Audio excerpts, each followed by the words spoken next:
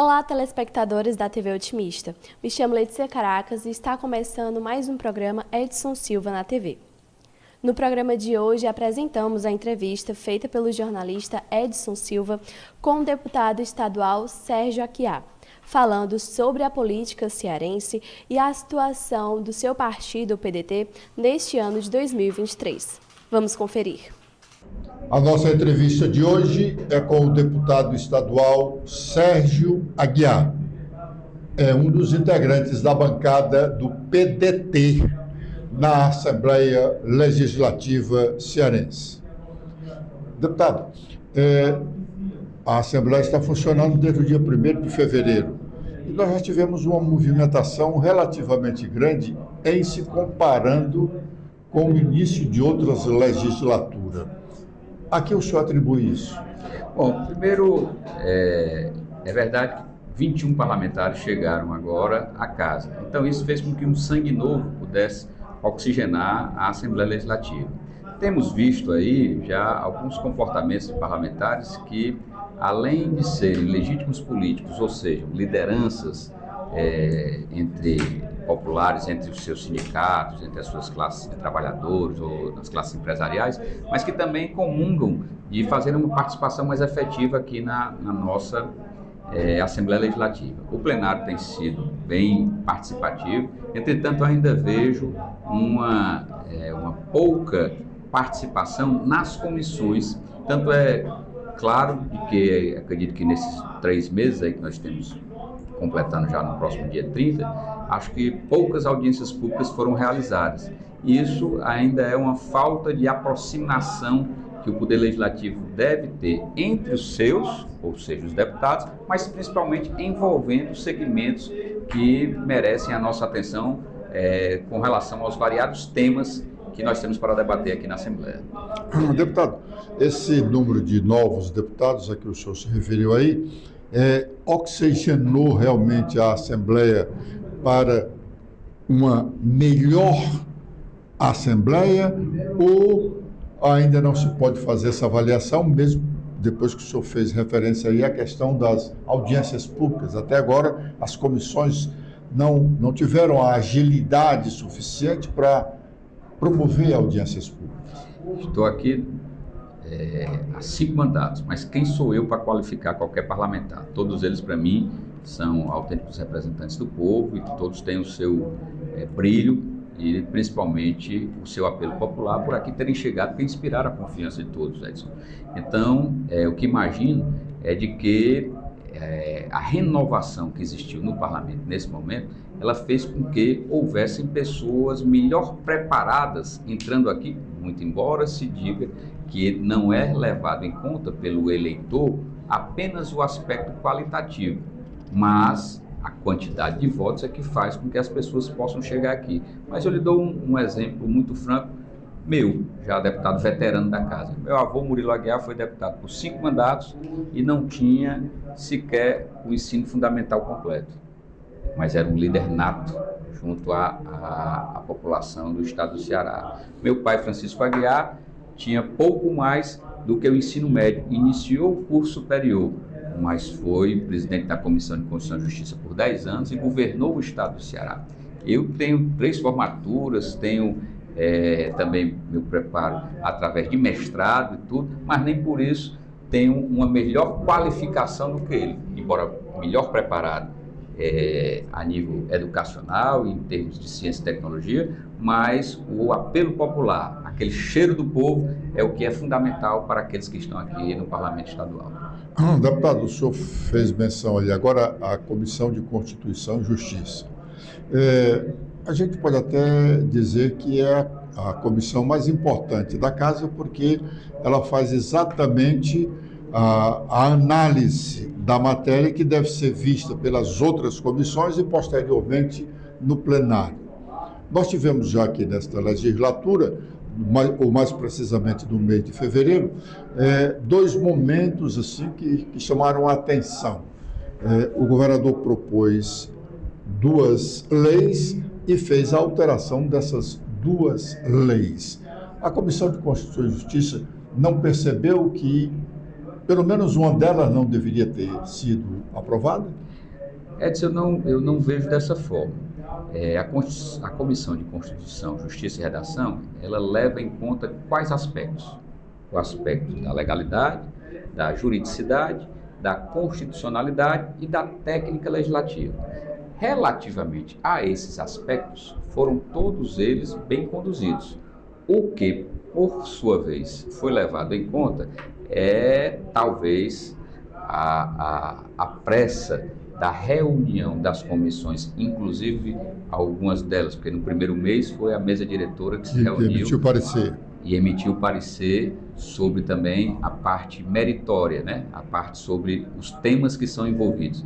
Mas as comissões temáticas deveriam ter uma discussão mais aprofundada para que pudesse fazer com que nenhum problema desta natureza, como levantado por você, ou que a Assembleia presenciou, de ter duas leis que foram em pouco tempo mexidas ou mudadas, mostrando de que um dos princípios que nós temos na nossa Constituição é justamente dessa imutabilidade que deve existir quando se entra no espaço jurídico uma nova forma de se pensar, que principalmente vindo através de lei. Então, concordo com você de que houve estudo, mas não quero aqui julgar que a Comissão de Constituição e Justiça tenha sido a responsável por não ter sido atenta para essas modificações que poderiam vir a ocorrer.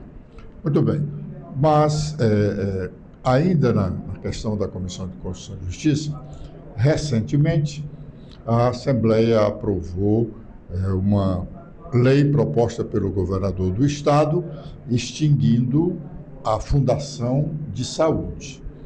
E, com a extinção, o governo propôs que os empregados da fundação, que eram seletistas, passassem a ser estatutários. Nós já temos várias decisões do Supremo Tribunal Federal e uma mais recente, coincidentemente, na mesma semana que a Assembleia aprovou a extinção da fundação e a mudança de empregos para cargos. Aí a Comissão de Constituição e Justiça e a própria Procuradoria da Assembleia não deveriam ter sido mais atenta? Sem dúvida, acredito que sim. Eu, naquele momento, não estava na casa, eu estava em missão do meu mandato, não pude participar da votação em plenário, já que não faço parte do colegiado da Comissão de Constituição e Justiça. Agora, é verdade que ali tem nomes qualificados, boa parte deles advogados, e imagino que o cuidado deve ser muito meticuloso, principalmente quando você envolve essa mudança de categoria, passando do empregado seletista, que fez o concurso público para aquela destinação que nós tínhamos e que fomos convencidos há algum tempo atrás que aquilo seria a grande solução para a saúde do nosso estado do Ceará e que agora se reverte, tendo em vista que o novo governo imaginou uma nova condição para tudo isso, fazendo com que os servidores possam passar, e aí ainda não é uma solução definitiva, porque não tenho a confirmação de que todos aqueles que foram aprovados pela Fundo Saúde sejam efetivamente colocados como servidores públicos do Estado do Ceará, estatutários, portanto, para que se possa realmente absorver a todos. Deputado, lamentavelmente, já foram uma portaria do secretário de Saúde, com base na lei que extinguiu a fundação, transformou todos esses cargos em estatutários e tem uma relação relativamente grande. Se não me engano, próximo de 300 empregados da fundação, que eram seletistas e que hoje são estatutários. E mais, até os dirigentes que tinham cargos comissionados também passaram a ser estatutários. O Diário Oficial, um dos diários oficiais da semana passada, traz essa publicação. Mas muito bem. Só para poder dizer, como comentei, é de que, a meu juízo, o conhecimento que tenho é que existem 6.000 selecionados aprovados em concurso e que a perspectiva é de que haja uma convocação de entre 600 e 800 inicialmente. Então, o que eu quis falar foi justamente isso, que não acredito e como é que se diz, ou melhor, não é que não acredito, eu acho muito difícil um número tão demasiado ser colocado para poder trabalhar a nível de estatutários no poder público do Executivo cearense. Realmente, esses concursados da Fundação, que são milhares, né, e a Fundação, o governador comprometeu-se com essa extinção da Fundação, chamar 600 deste ano, mais 600 do próximo ano e o restante nos anos seguintes. Mas aí são outras pessoas. Esses realmente são concursados. O que houve no caso aí foi a transformação dos empregos de seletista da Fundação, que esse pessoal não fez nenhum concurso, embora tenha feito uma seleção para participar, ter um emprego na Fundação.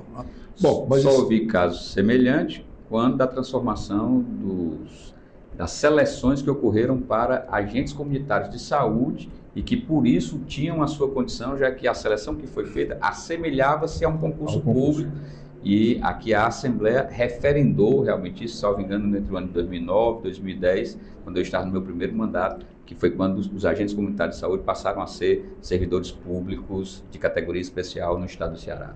Deputado, o senhor participa da associação que reúne todos os legislativos brasileiros. Como é que o senhor avalia a posição da nossa Assembleia em relação às dos outros 26 estados? A Assembleia Legislativa, e o Distrito Federal, óbvio. A Assembleia Legislativa do Estado do Ceará, ela tem um complexo de atividades bem posicionado em relação aos outros estados. Nós temos a Escola do Parlamento, através da Unipasse, nós temos o Complexo das Comissões, nós temos aqui o Instituto de Pesquisa, nós temos o Conselho de Altos Estudos, nós temos variadas ações que são feitas que nem sempre são olhadas por presidentes de Assembleia ou mesas diretoras como se for a função dos poderes legislativos. Entretanto, a gente sabe que há sempre um processo de qualificação e de cada vez mais aperfeiçoar o processo legislativo e fazer com que o poder legislativo seja também efetivo em várias ações. E com isso daí a gente tem visto que nós temos marcado boa parte disso tudo. Inclusive, até em primeira mão lhe digo que vou conversar com o presidente da casa, o deputado Evandro Leitão, para ver se nós sediaremos aqui, neste ano de 2023, a Conferência Nacional da UNALI. A última vez que isso ocorreu foi em 2008, ainda com o presidente Domingos Filho, o evento que fez aqui, então já há quase 2 décadas, e pleitearemos agora esse novo ponto, já que o Estado do Rio de Janeiro, que era quem estava se pronunciando como seria o anfitrião desta conferência, deixou a sua candidatura e algumas outras assembleias estão pleiteando, e eu, em nome daqui da Assembleia Legislativa Cearense, vou conversar com o presidente Evandro Leitão para que a gente possa também, no mês de novembro, sediar e ouvirmos aqui as exposições, porque nós temos na UNALI o projeto Assembleia Cidadã. Por sinal, Edson, a Assembleia Legislativa Cearense ficou em 2 categorias, entre os 3 finalistas, não obtivemos o título, mas ficamos no ano de 2022 dentre os finalistas em 2 categorias das 2 que existem sendo pleiteadas. Deputado, durante um bom tempo, a UNALI discutiu, trabalhou no sentido de que os deputados estaduais tivessem mais prerrogativas. Quer dizer, que o Congresso Nacional cedesse um pouco das prerrogativas que têm os deputados federais e senadores, para que os deputados estaduais tivessem mais liberdade de legislar. A UNALI desistiu desse movimento, a UNALI está satisfeita hoje com o tamanho das prerrogativas que têm os deputados estaduais? De forma alguma. E a gente tem um dos pontos, por exemplo, que é fundamental para tudo isso, além do poder de legislar, que é o financiamento de campanha eleitoral, já que o fundo eleitoral ele privilegia aqueles que fazem parte da bancada federal ou que disputam o cargo de deputado federal, que é dali que vem a composição do fundo eleitoral. E isso daí... E também o partidário. E né? o partidário também. Isso sacrifica muito o deputado estadual, porque ele não tem esse mesmo direito, assim, aspiado, quero dizer, junto às correntes partidárias ou aos órgãos diretivos partidários. Então, a gente luta para que a gente possa ter isso daí. Em outros momentos, Edson, eu vi que, ao longo desses 20 anos que estou aqui na casa, de que o poder legislativo ele estava muito enfraquecido a nível de Congresso Nacional, se restabeleceu esse poder, entretanto, ainda não foi refletido para o trabalho dos parlamentares estaduais. O famoso artigo 60 da Constituição Estadual ainda é por demais diminuto, ainda nos faz com que a gente tenha aqui as prerrogativas muito poucas de iniciativa de lei em temas que nos são dados a oportunidade de fazê-lo, e eu imagino que essa é uma luta constante que o Parlamento tem sempre levantado, e a UNALI não se curva isso tudo. Algumas conquistas nós tivemos ao longo desse tempo. A UNALI, por exemplo, foi considerada amicus curiae para poder pleitear junto ao Supremo Tribunal Federal a participação em ação diretas de inconstitucionalidade referida a leis estaduais. Então, nós já temos essa questão. Então, já avançou muito, né? Porque chegou a um ciclo restrito, né? Isso. De pessoas que podem promover as ações diretas de inconstitucionalidade, né? Justamente, acho que além da OAB, apenas os órgãos de Estado é que podem fazer parte disso tudo, e a UNALI conseguiu tomar essa posição. Então nós estamos conseguindo ao longo dos tempos, conseguindo fazer com que a gente vá conseguindo ampliar, muito embora o nosso papel fundamental, que é o de legislar, a gente ainda continue com ele muito restrito a nível de prerrogativa do Poder Legislativo, porque o Congresso Nacional pode muito, as câmaras de vereadores podem tudo dentro das cidades, e o parlamentar estadual ele fica nesse interregno aí que é bem diminuto para aquilo que a gente pode apresentar de propostas. Agora é o momento do nosso primeiro intervalo. Fica aí que retornaremos já.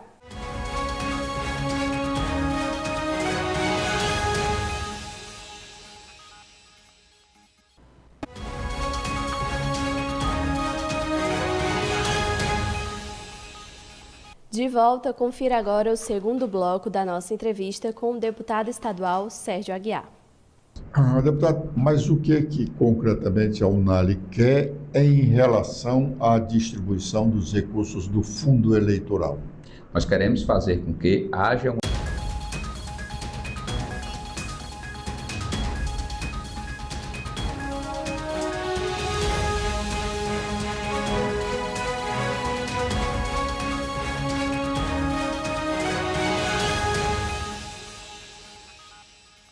pelos partidos também uma definição daquilo que deve ser disponibilizado para os cabos eleitorais de luxo dos deputados federais e senadores, que são os parlamentares estaduais. Queremos ter direito a uma fatia dessa distribuição de recursos para o financiamento de campanha. Deputado, será que os deputados federais estariam dispostos a ceder isso? Porque já cederam, você tem 30% de cota para as candidaturas femininas, 30% de cota de candidaturas e 30% dos recursos para campanhas femininas, 30% para o pessoal de cor, já são 60%. Os deputados federais estariam dispostos a ceder isso? É difícil, até porque ainda tem as candidaturas majoritárias, que são prioritárias, né? Por parte dos partidos que têm candidatos aos executivos em todas as unidades da federação. Então é difícil, é uma luta, mas é aquela história. Com o poder que nós temos de sermos, como eu disse, os cabos eleitorais de luxo, que a gente possa pressionar. Por que cabo eleitoral de luxo? Porque é aquele que vai, o deputado estadual é aquele que efetivamente vai ao município, vai aos sindicatos, vai às associações de classe, conversa, discute tudo e tal, porque ele vive no Estado. O deputado federal já tem que representar o Estado na capital do país. Então, por isso, ele fica mais afastado daquela movimentação diária que os parlamentares estaduais têm, e por isso eu qualifico de cabo eleitoral de luxo, porque ele tem um trabalho que ele leva a aproximação com o eleitor bem mais forte do que outros postulantes. Deputado, mais recentemente já se passou a chamar os cabos eleitorais tradicionais, aqueles que ficam lá na base mesmo do município, de vaqueiros. E os deputados não temem ser chamados de quê? O que é que tem acima do vaqueiro? o orientador da vaquejada? Boa pergunta. Isso aí mas é uma forma que a gente mostra de que eu, por exemplo, que venho de uma tradição, tanto de uma família política, mas de ter começado como vereador, então do primeiro degrau, do primeiro cargo público, depois prefeito e agora parlamentar estadual, é que a gente tem um conhecimento de que toda vida, de 2 em 2 anos, a gente empresta o nosso nome, muitas vezes não sendo candidato diretamente, mas apoiando efetivamente nos municípios que a gente representa, e por isso daí como eu digo, é aquele que não se afasta nunca do local, de onde as pessoas vivem. Da base do eleitor, né? Morando. Deputado, a Constituição, a limitação do poder de legislar do deputado estadual veio com a Constituinte, né? Veio com a Constituição de 1988. E naquele momento se via que muitos dos legislativos estaduais e o próprio federal extrapolavam na criação de despesas para o executivo, né? Tanto que um dos impedimentos do deputado legislar é com relação ao aumento de despesa, né? E isso veio reforçado depois na Lei de Responsabilidade Fiscal, que aí também traz obrigações para o executivo. Quando ele propõe a criação de uma nova despesa, ele tem que mostrar de onde vai sair o dinheiro, né? Você acha que o legislador estadual hoje já está preparado para ter condições de ter um poder mais amplo de legislar, inclusive nessa parte financeira? Acredito que sim. Hoje nós vivemos em um outro tempo. Já se foi a época da famosa Lei Geni, que beneficiava boa parte dos funcionários estaduais, que incorporavam ali e traziam cada vez mais recursos para o seu orçamento pessoal, quando exerciam cargos comissionados e tudo isso daí.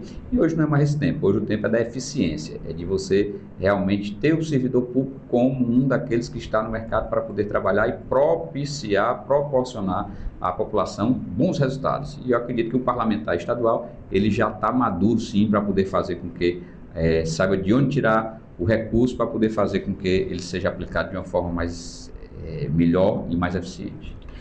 Deputado, o que mudou no modo de fazer política no sentido de fazer campanha eleitoral para se conquistar um mandato? O senhor conhece bem, o senhor ainda mesmo realmente muito novo, mas viu o seu avô trabalhar para ser deputado estadual.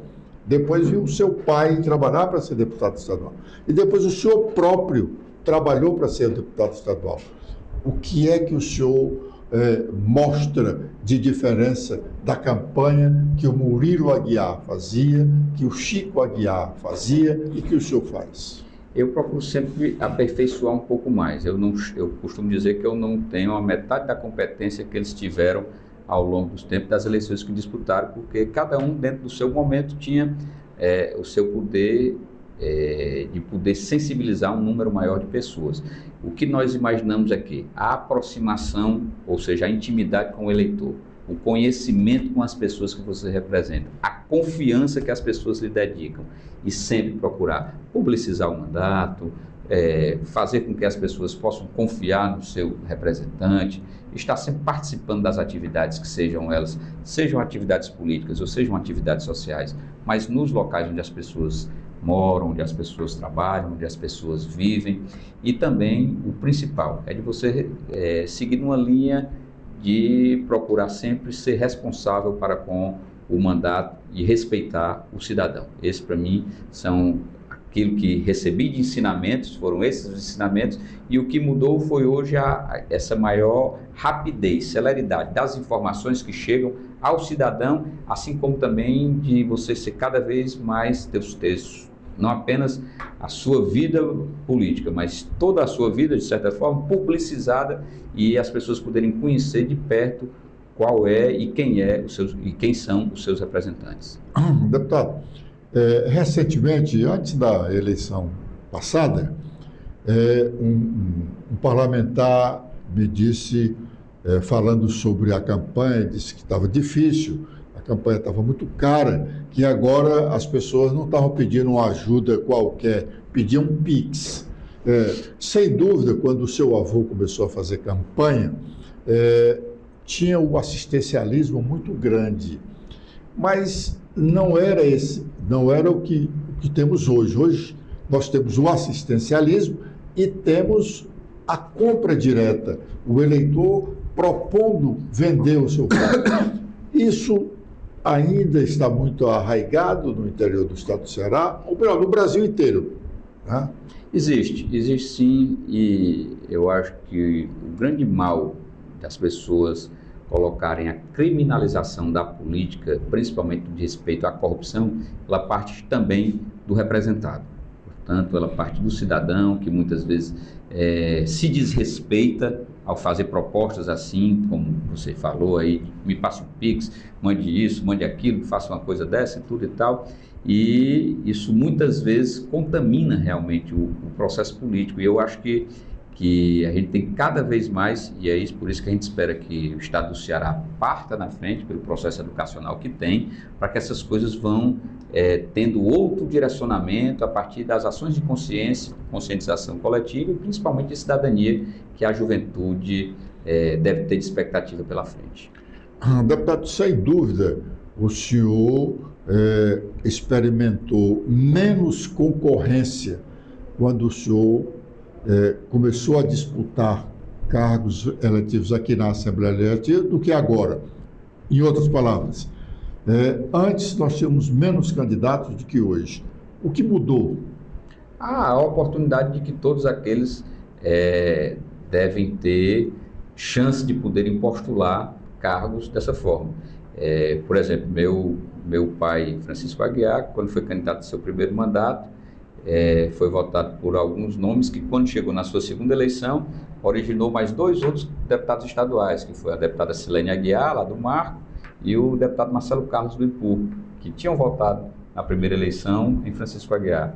Eu próprio tive aqui quem hoje é deputado estadual, que já foram meus eleitores, como o deputado Stuart, como o deputado Romeu de Guedes, que foram meus eleitores no passado, e hoje tiveram o direito de também serem parlamentares estaduais. Então, esse processo que ele é natural, que vai fazendo com que cada vez mais se abram janelas para que as pessoas possam ter as suas oportunidades e também colocarem seus nomes para julgamento popular. Então, em outras palavras, hoje nós temos um maior número de concorrentes, mas não temos uma concorrência tão arraigada quando tínhamos antes, porque no caso, por exemplo, aqui eu fui uma das testemunhas da morte do seu avô aqui na disputa pela presidência da Assembleia. Para que as pessoas entendam bem, não foi assassinato, não, foi uma morte de emoção, né? Uma disputa tão acirrada, quer dizer, uma disputa que alguém ia ganhar porque tinha uns dias a mais de idade em relação ao outro. Hoje ainda nós podemos experimentar esses momentos? Não, acredito que essa época passou. Eu acho que o afloramento e tudo e tal, do acirramento que existia, esse já passou. Eu acho que as articulações, as conversações e tudo, o abrir aqui para ganhar ali, tudo e tal, faz com que haja um menor acirramento como foi outrora, e principalmente no caso como esse, de 38 anos atrás, como você noticiou. Que eu não esperava que o senhor citasse essa data, não, porque eu não queria aparecer tão velho. Mas de 38 anos atrás, foi no dia 28 de fevereiro de 85, que isso ocorreu quando meu avô pleiteava aqui a presidência da mesa diretora para o biênio 85-86. Disputando com o Castelo de Castro. Castelo de Castro, que viria a ser o vice-governador do Tasso Gereissati. Deputado, como é que o senhor se sente hoje dentro do PDT diante dessa situação? O PDT está dividido em relação a apoiar ou não apoiar o governo do Estado. Essa divisão nasceu lá da campanha eleitoral. Uma parte do partido resolveu apoiar o candidato na época, hoje governador Elmano, e a outra parte ficou com o candidato do partido. Como é que o senhor se situa neste momento no partido? Bom, primeiro, dizer do meu pensamento pessoal. Me sinto incomodado, mas muitas vezes o nome da sigla já diz partido. Se fosse todo mundo pensando a mesma coisa, era unido, né? Então, é partido. Mas na realidade, isso deixou fraturas expostas, feridas ainda que não cicatrizaram. Eu fiquei com a candidatura do meu partido, lutei até o último momento para tentar fazer com que houvesse a união e também que tivesse o êxito na eleição. Passado, entretanto, o resultado das urnas, a gente viu que foi um momento que se vivenciou ali, que fomos às disputas e tudo, e agora temos que pensar no Ceará de uma forma por inteira. E então, por isso daí, eu não tenho o que negar, eu sigo a liderança do senador Cid Gomes e tudo, e a gente tem esse pensamento de uma aproximação com o governo do governador Eumano, que não foi eleito por nós, mas que vem ainda de um embrião que foi feito por Cid Gomes, que liderou esse processo no primeiro momento, secundado depois por Camilo Santana, e que agora tem o Eumano como o governante e que já procurou o partido, ou se não o partido em si, os integrantes do partido, para que pudéssemos, nós como bancada estadual, fazer também essa aproximação e podermos emprestar esse apoio administrativo ao governo do estado. O que é que o senhor vislumbra do PDT amanhã? Olha, eu imagino que o partido vai passar nos próximos anos aí, eu quero já falar da eleição de 2024, por uma nova reorganização, para que a gente possa verificar como vai se ter, porque afinal de contas nós temos aí 3 alas dentro do partido, muito marcadamente perceptíveis. É uma situação efetivamente difícil, mas se fosse assim, o PT não teria chegado a ser o governante maior do país, embora com um líder só plural, mas que tem inúmeras correntes dentro do partido. Então, vamos esperar que os ânimos arrefeçam, a gente tem isso daí, mas o que nós imaginamos é que 2024 será fundamental para o destino do partido aqui no Ceará. Vamos para mais um intervalo. Voltaremos já.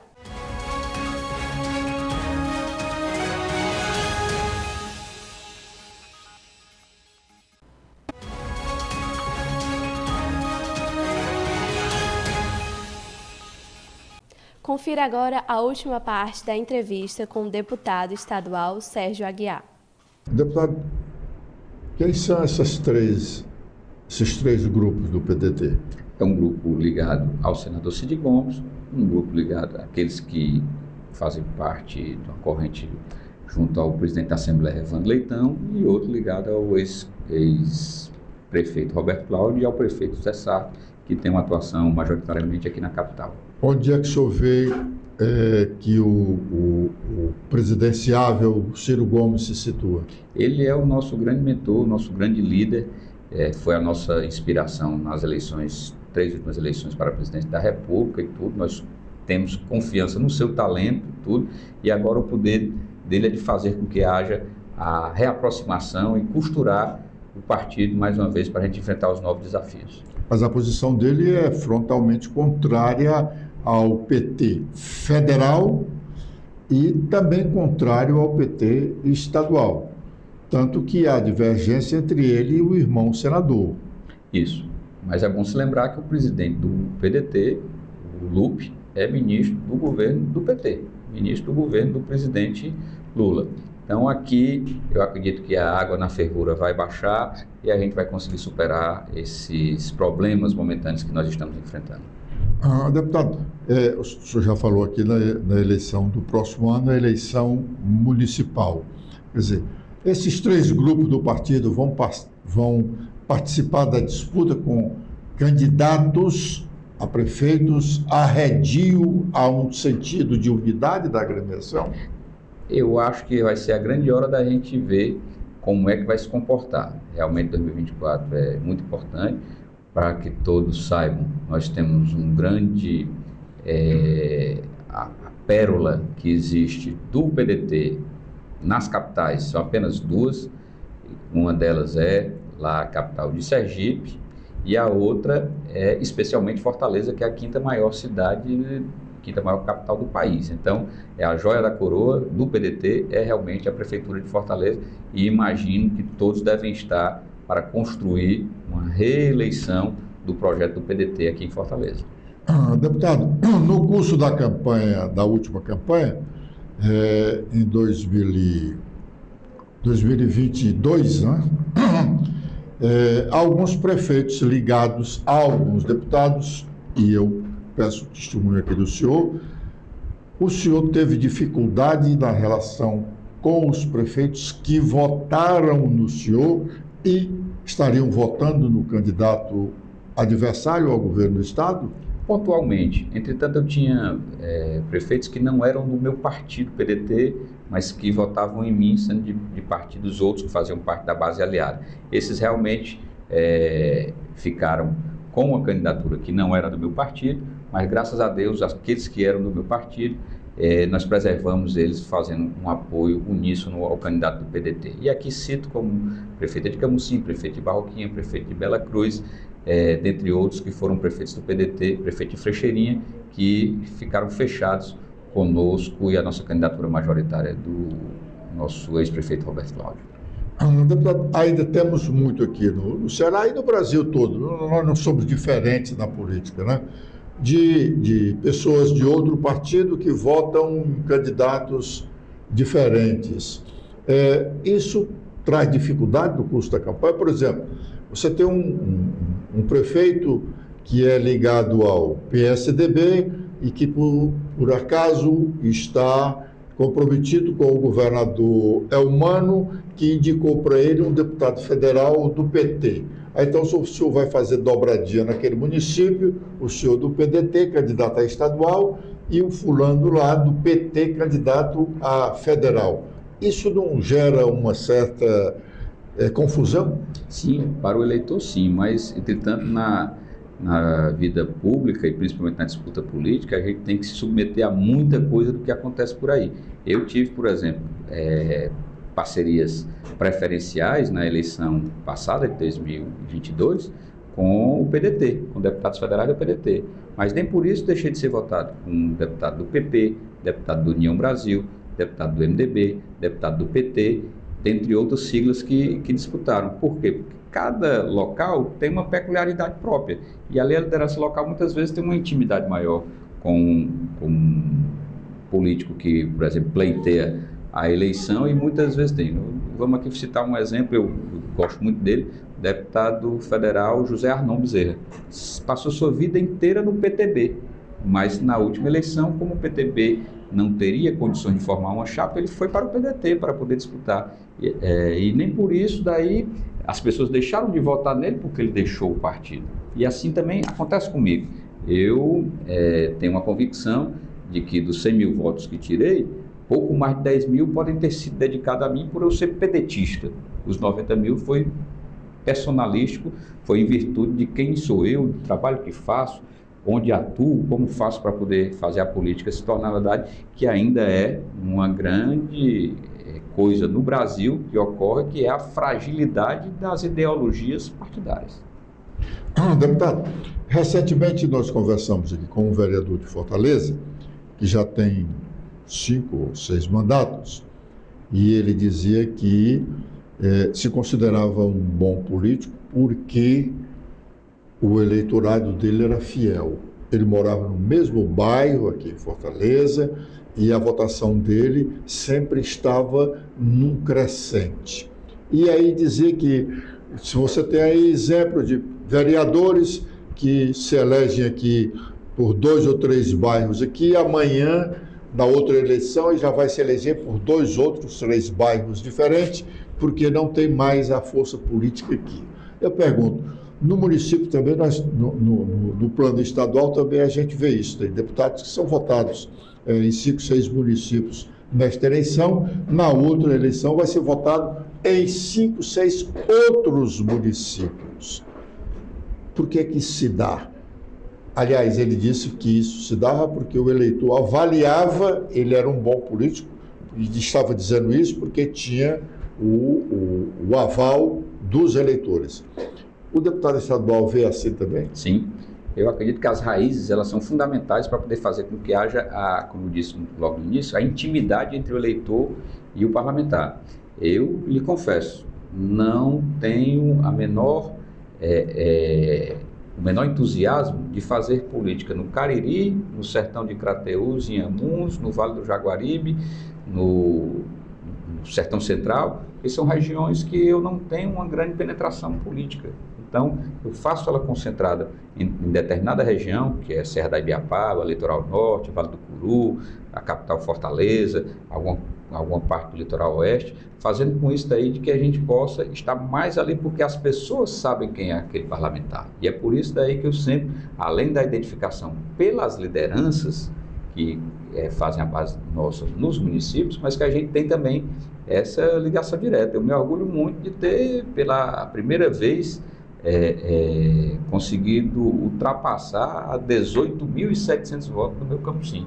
Uma votação que, inclusive, a nossa prefeita de Camusim, prefeita Betinha, foi eleita com 18.300 votos na eleição passada. Então, é uma demonstração de que a gente tem realmente aquele envolvimento maior com a população local, e isso dá, sim, a confiança do representado no representante. Deputado, o senhor já foi prefeito de Camusim, a sua mulher também.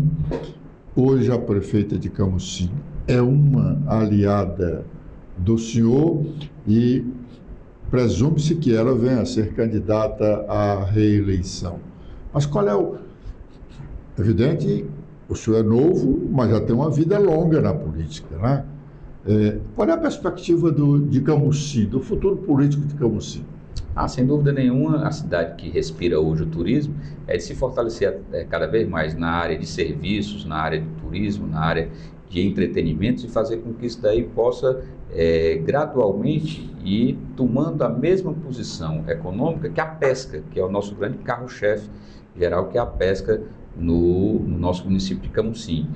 Para você ter uma ideia, Edson, um dos grandes orgulhos que tenho é de que a cidade de Camusim hoje, através do nosso empenho com a ex-prefeita Mônica, minha esposa, e concretizado agora recentemente, é de que 100% da sede do município tem esgotamento sanitário. Está saneada. 100% da sede do município. E olha que moram na sede do município quase 50 mil pessoas.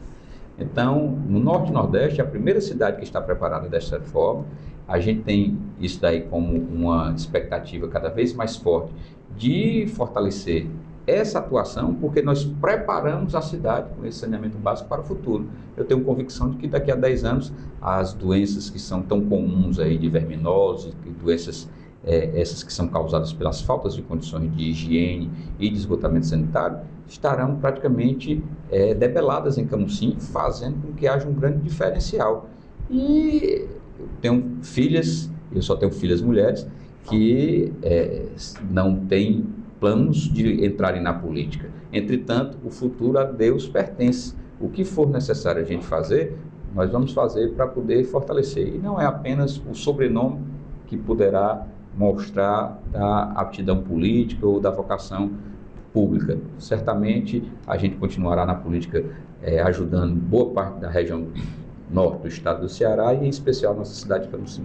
Deputado, o senhor fala no desenvolvimento de Camusim e auspicia o seu crescimento ainda em relação apostando no turismo.